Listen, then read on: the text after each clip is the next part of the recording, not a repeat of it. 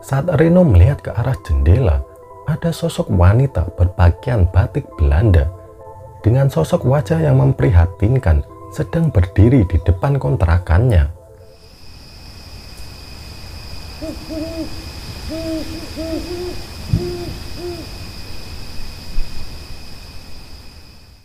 Selamat datang di Buzz Story, cerita waktu malam.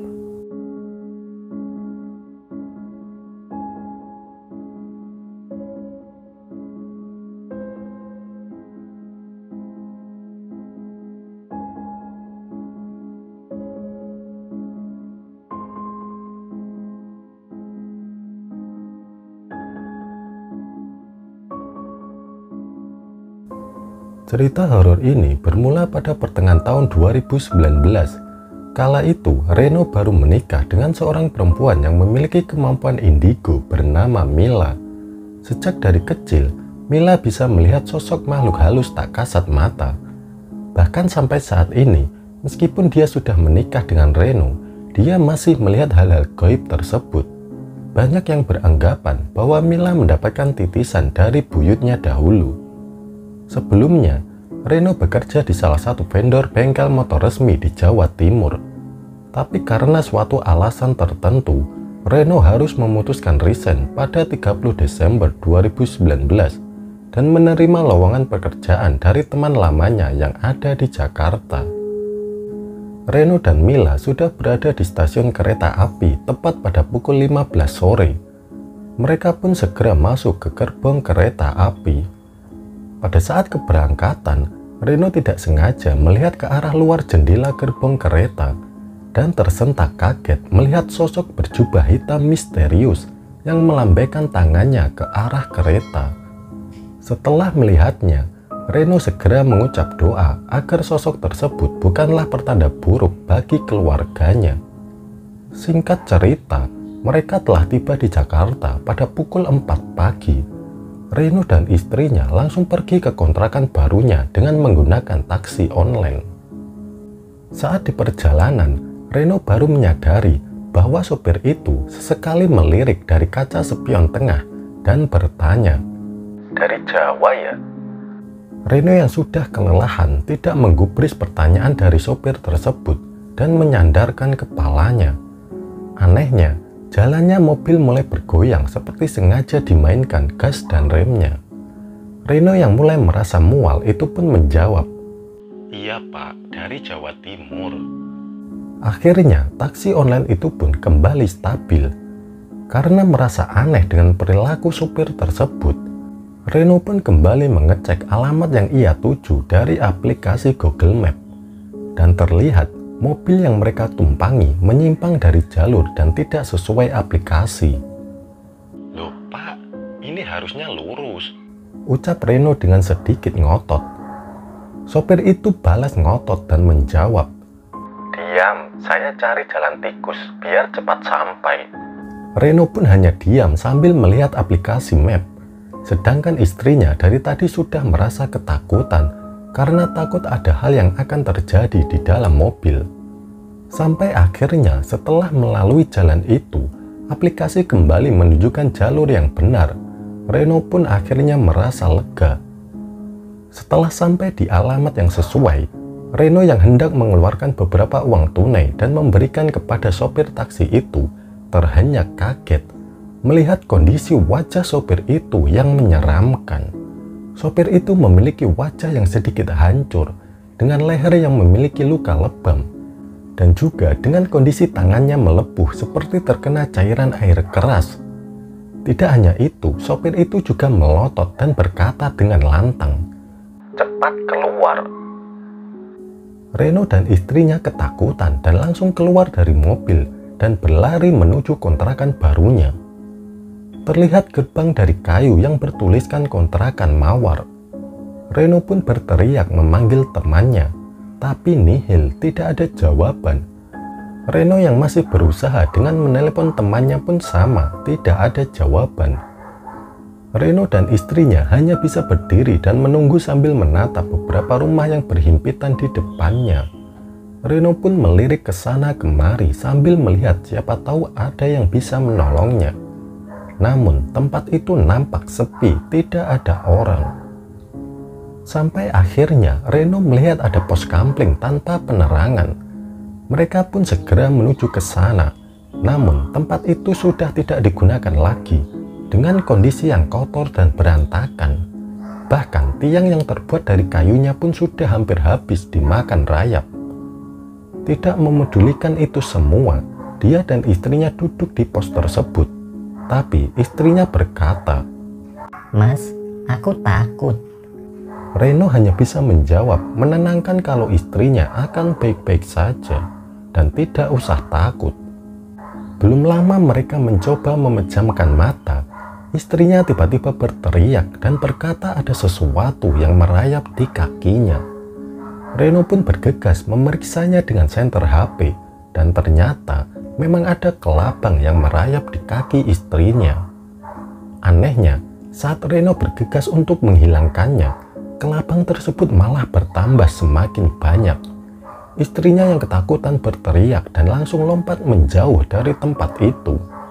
Akhirnya, Reno dan Mila kembali ke gerbang kontrakan yang tertutup tadi dan tertidur di sana sampai tidak sadar waktu sudah menjelang pagi.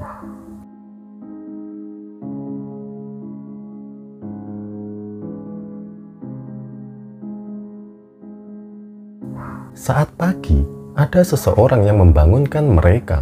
Dan ternyata itu adalah Rama, teman Reno. Rama pun bertanya kenapa mereka tidur di gerbang. Reno yang melihat Rama langsung terhenyak berdiri dan berkata kasar karena tidak bisa dihubungi sama sekali. Rama hanya bisa terus mengucapkan kata maaf dengan berbagai alasan. Memang begitu sikap Rama dari dulu, munafik. Bahkan dia tidak banyak memiliki teman maupun sahabat.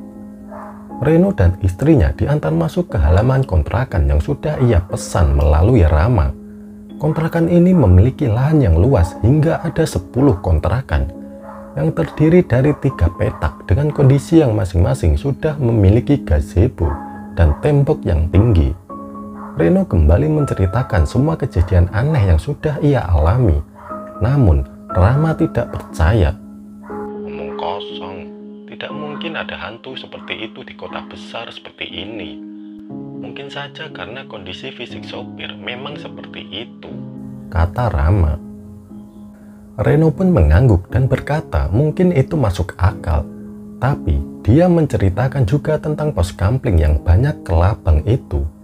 Rama pun terhenyak heran. Tidak ada pos kampling di sini. Aku sudah 2 tahun di kota ini. Mungkin kamu hanya kelelahan dari perjalanan, kata Rama. Namun, Reno merasa kejanggalan ini sangat terasa aneh. Tapi dia tidak berkata apa-apa lagi. Reno masih berjalan dan melihat kalau kontrakannya berada di ujung, berhadapan dengan sebuah gudang yang berantakan karena kondisinya yang banyak barang. Reno pun berkata, Ram, masa aku ditempatkan dengan kondisi yang kayak gini? Kontrakan aku di depan itu, apa tidak ada yang lain? Rama tertawa mengejek. Kenapa? Kamu takut? Kontrakan di sini semuanya sudah penuh, apalagi mencari kontrakan lain di kota besar kayak gini cukup sulit. Sudahlah, kamu di sini saja. Reno pun tidak menjawab dan hanya mengiyakan perkataan Rama. Kontrakan Rama pun tepat berada di samping Reno dan mereka kembali masuk ke kontrakannya masing-masing. Reno menyuruh Mila untuk segera mandi dan beristirahat. Mila pun mengangguk dan masuk ke kamar mandi. Belum lama Mila di kamar mandi, Reno mendengar teriakan Mila dan segera menyusulnya ke kamar mandi. Ternyata ada kelabang besar yang menggigit kaki istrinya. Ukurannya lebih besar daripada yang semalam dia lihat di pos kampling. Reno langsung memukul kelabang itu hingga mati. Mila yang keluar dari kamar mandi dengan ketakutan itu pun berkata, Mas, apa mungkin ini pertanda? Reno tahu istrinya sangat ketakutan, apalagi setelah melewati beberapa kejadian aneh. Wes ya, tidak ada apa-apa, jangan berpikiran hal yang buruk, kata Reno menenangkan istrinya. Padahal sebenarnya Reno juga merasakan kejanggalan yang aneh saat mereka kesini. Betul Mas, Bahkan tadi saat aku mandi, aku mencium bau anyir. Aku merasa seperti lagi diperhatiin. Mungkin karena bau dari kebun belakang yang masuk ke sela-sela jendela kamar mandi. Ungkap Reno mencoba memastikan tidak ada keanehan dari lingkungan tersebut.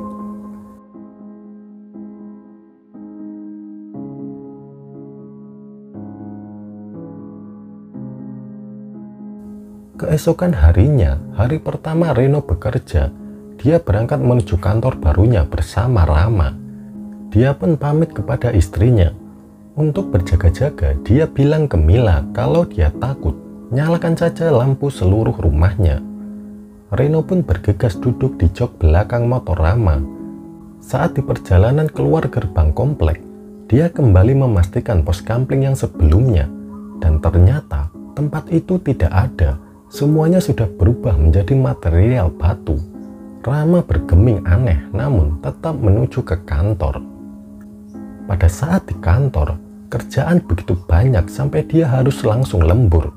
Dia pun khawatir kepada Mila istrinya dan mencoba menanyakan kabarnya melalui WhatsApp bagaimana keadaan dia di rumah. Reno merasa lega, ternyata istrinya baik-baik saja di kontrakan. Pada saat malam, Reno kembali mengirim pesan kepada istrinya karena dia pulang larut sekali jam 12 malam. Saat di perjalanan pulang, dia menatap HP keheranan karena tidak ada balasan dari istrinya. Reno pun berpikir kalau istrinya mungkin sudah tertidur lelap. Reno yang sudah sampai di depan rumah mengetuk pintu 3 kali dan memanggil nama istrinya, tapi tidak ada jawaban.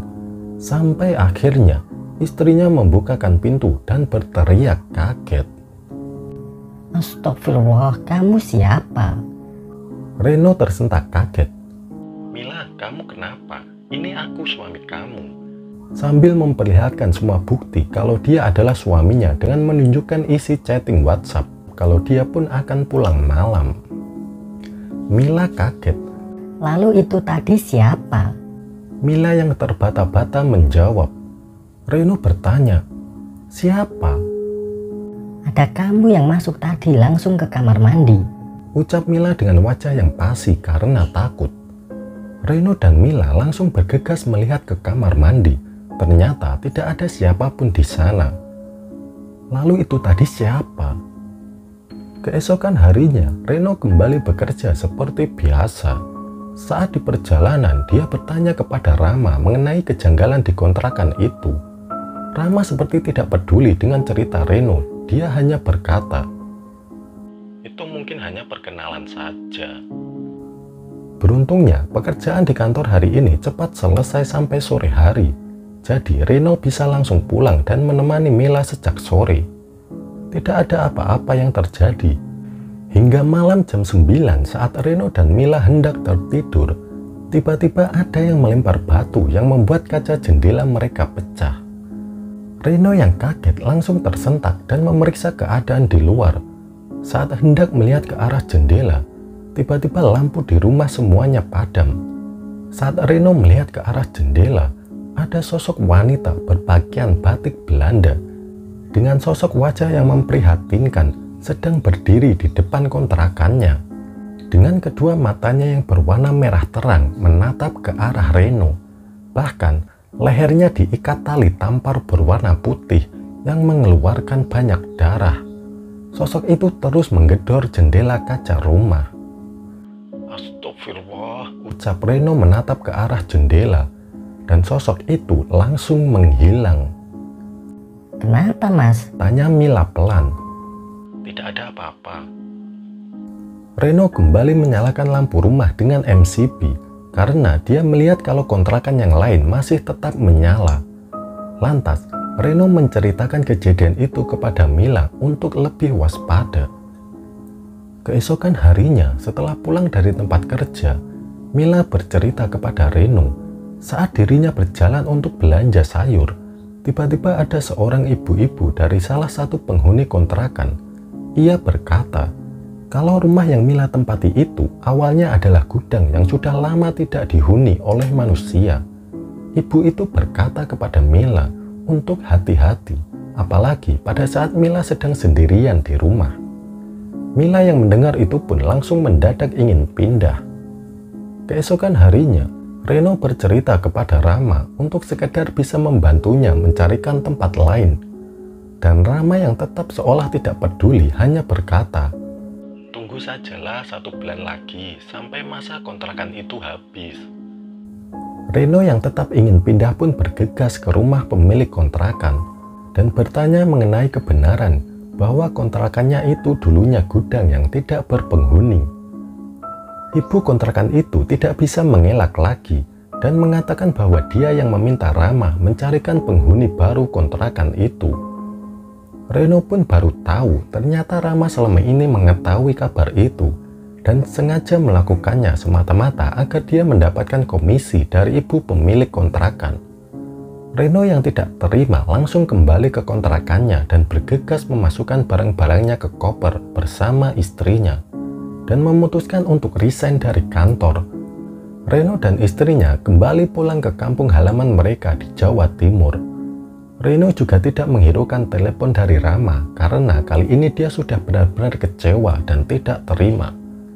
Saat tiba di stasiun dan turun dari gerbong kereta, kali ini tidak hanya Reno yang kembali melihat sosok berjubah hitam itu, melainkan Mila juga melihatnya. Sosok itu kali ini terlihat seperti menyambut kembali kedatangan mereka. Reno dan Mila yang ketakutan kemudian berlari dari sosok misterius tersebut.